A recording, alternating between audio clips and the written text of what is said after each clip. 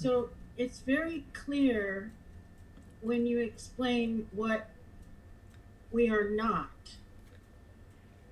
It's more difficult to understand what we are, because I am is, to me, feels kind of, so how do we get that?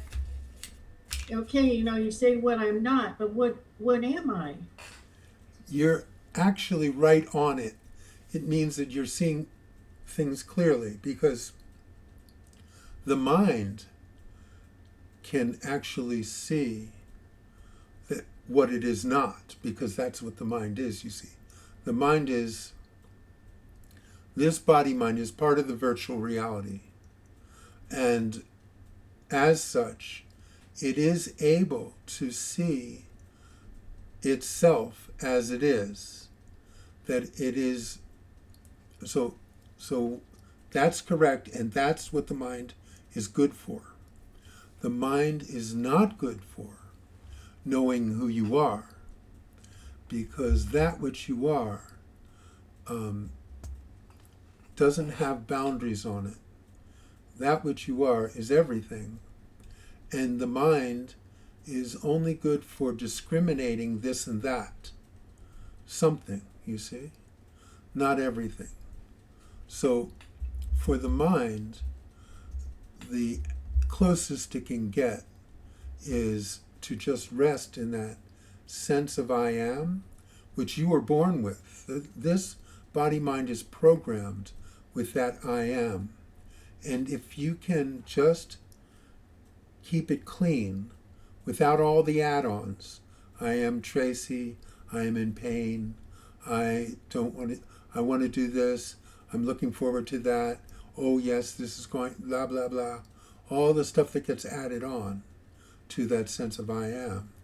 If you keep it clean, what happens is, it's like as close as the body-mind can get to that awesome experience of now, that awesome presence that is what you are. But it's not something that can be understood. It's impossible to understand that which is everything. All of your knowledge is part of the illusion, because it's all based on discrimination. Something to discriminate between this and that, and then you learn something, you have knowledge.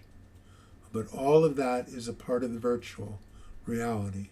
So, in fact, it's true that you cannot understand what it is I'm actually talking about, what it is I'm telling you you truly are.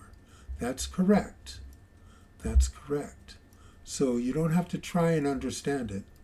What I can tell you for fact is that you already know it, but just not here, because it doesn't fit into here. It won't fit into any of your understandings or concepts. That's just intellectual knowledge. There's some concepts that I pass along to you that have the ability to erode other concepts that are misconceived, that you've been holding on to. They're useful for that. But this thing that you truly are will come at you from behind and embrace you. It's actually doing that right now. But when you're linked up with yourself as a person, it's very difficult for you to be aware of that, because that veils this awesome sense of the presence of everything, you see. That it veils it. But that's just a temporary state of affairs. You are embraced by unconditional love every single moment, with every breath, with every heartbeat. That's all there is here, you see. Could we Yes. say, excuse me, that the heart or the intuition might be a better sensor? Yes, indeed. Indeed, that what Ramesh said is, this is something that you know intuitively, like you intuitively know it. It's you don't know it here. You know it before a thought ever touched it. You see, and sure, that's correct. It's certainly not in your head. and you see, even any word that you put on it cannot be correct. Okay, because it's a word, and that which we are is complete unicity. All of us are totally connected as one. And from that place, there's nothing to understand. Everything just is, and it's just a peaceful place that defies definition. But I can describe some of the after effects. Some of the after effects are like a sense of peace, you see, and just a sense of interconnectedness with everything, and love, just a universal love that does not discriminate. It doesn't say more for you, less for you. It doesn't say this and not that. It's just a complete love that would embrace you exactly the same when you're in pain, and exactly the same when you're having pleasure. All of these things that the body-mind goes through in the appearance of duality is actually embraced by this unicity, this amazing thing that I'm very good at approximating in words what it is, but that's not what it is, because it cannot be understood. It cannot be pared down into words. So, but you can feel it in your heart, and I'm telling every one of you that it's there right now. It's always there right now. Every now that has existed, you are there. That's all that's really here. The rest of it is just a mirage. This whole life, all the experiences, all of the perceptions, all of the feelings and actions, all of these things are locked in a world where there's movement, things are happening, things are being done, but you live way beyond that. You see, so if you can just rest in that sense of I am, which is pretty still, you see, what will happen is that sense of everything will come from behind and just embrace you. And that you'll be aware of it, you see, or not, it doesn't really matter. But that's what is here. And that's kind of the switch that happens. So Maharaj described it as a rotation.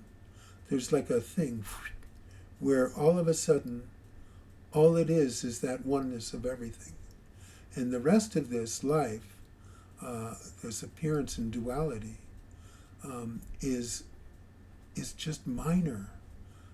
It's not, it's there, right, during the life.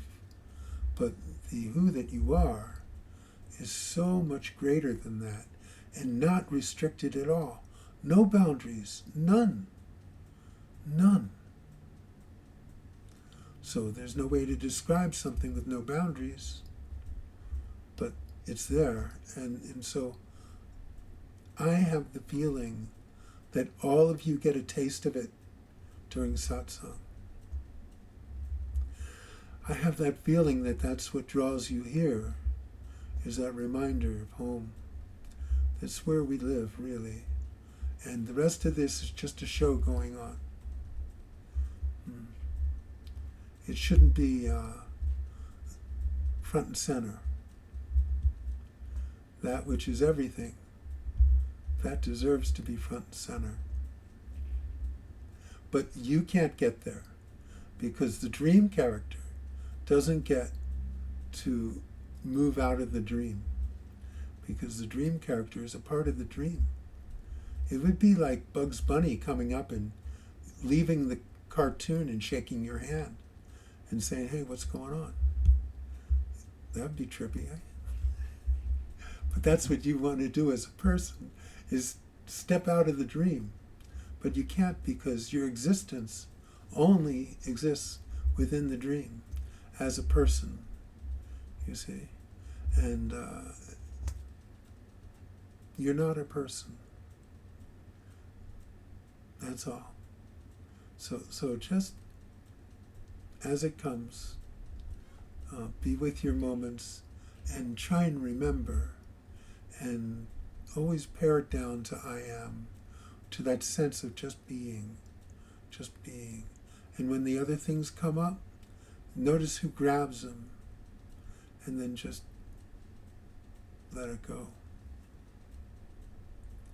Let it go, because none of this is who you are. These scenes, these lives, they're so short, and they just come and go. They're always coming and going. And you don't need to stay locked in that.